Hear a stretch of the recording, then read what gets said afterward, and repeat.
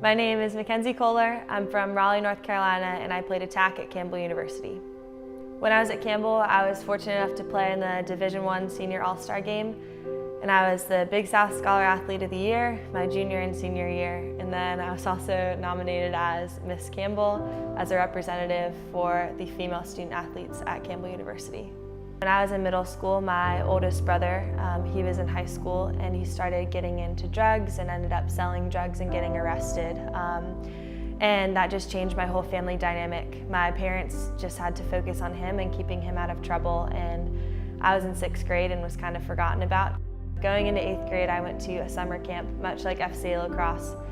And during one of our cabin times, one of our counselors started talking about Jesus and how there's this guy that would never leave us, and he wants to be with us in the hard parts of our life, and he's always going to be walking alongside us. And at that point, it was kind of like a last-ditch effort. I didn't have anybody else to turn to, so I figured, okay, I'll try this Jesus guy. So I got a Bible and just kind of blindly started reading it, and I just read about the hope and the peace that Jesus brought to people when he was on earth.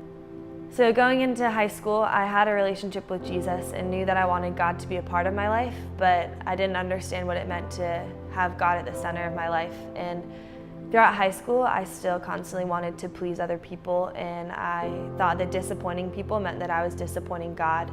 So that resulted in all 4 years of my high school experience, I was pursuing perfection instead of pursuing God's perfect love. So ultimately, I'm human and I sin and I make a lot of mistakes. And every time I made a mistake, I just felt like I was letting God down when really I was just letting myself down, and I didn't understand that God had already forgiven me and that God loved me through my weakness and through my failure. And it wasn't until college that I started to realize that God was breaking me down so that he could build me up his way and to show his glory and his love, and that when he built me up, that I couldn't take credit for anything.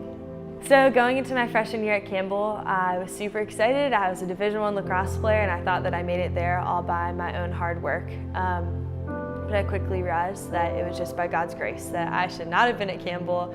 I was not a good lacrosse player.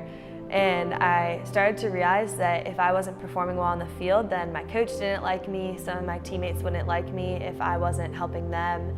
And I started to lose all of my sense of security that fell in other people liking me.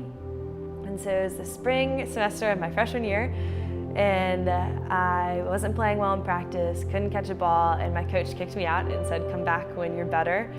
And that was the moment that I just fell to my knees, and I just cried out to God and was like, "God, this doesn't make sense. Like, I've worked so hard to get here," and just felt this overwhelming sense of God telling me, like, "You haven't done anything to deserve this. Like, I was the one that gave you your athletic ability and the grades to get you into Campbell, and just everything that had happened in my life so far is what God had provided, and I couldn't take credit for any of that." Our coach made us all go around and talk about why we wanted to play lacrosse. The next day at practice, I was called out and asked why I played lacrosse, and all I had to say was that it humbled me. And if you play sports, you understand that every single day you step out onto that field, every single one of your physical weaknesses are exposed. Your coach will call you out and tell you that you're not good enough. Your teammates will be faster than you or be better than you. Lacrosse was something constant in my life that God used to humble me. Frankie Kelly uses this quote a lot, and it says, "Till sin be bitter, grace cannot be sweet." And a lot of my life in high school, I kind of pictured God right here and myself like just a little bit below God. But as I got to college, I realized that it was more like I started moving down and God started moving up. And as I started to understand more the weight of my own sin, I understood more about how holy God actually is. And that was just a total defining moment in my relationship with God, because as I realized how sinful I actually was, I realized how much it meant that Jesus came and stood in my place, and it helped me understand grace more, and that no matter what I do, God has already paid for my sins. God sent Jesus here, and he stood in my place, and nothing I can do is going to change that.